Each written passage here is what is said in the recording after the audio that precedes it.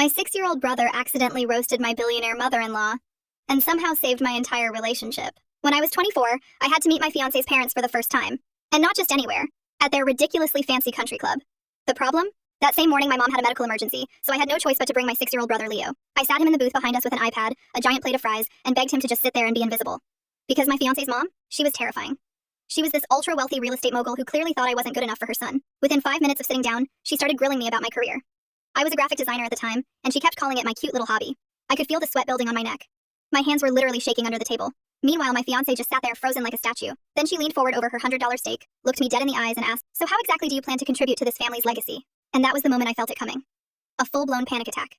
My chest tightened, my brain went blank, and I couldn't even get a word out. The whole table went completely silent. I was seconds away from humiliating myself in the middle of this country club. Then suddenly, a tiny hand slammed a plastic T-Rex onto the white tablecloth. I slowly turned around. Leo had abandoned his fries. He marched right up to this intimidating billionaire woman and pointed a ketchup-covered finger straight at her face. Then he asked, in the loudest voice possible, "Are you the grumpy monster?" The entire dining room froze. Waiters literally stopped walking. My soul left my body. My fiancé's mom looked shocked and said, "Excuse me?"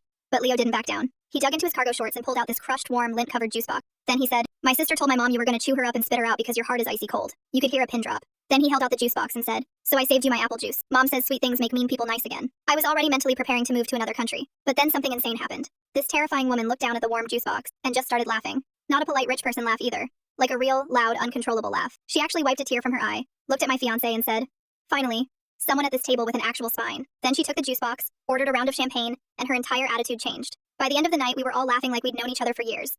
And thanks to my 6-year-old brother calling her a grumpy monster, we've now been happily married for 3 years.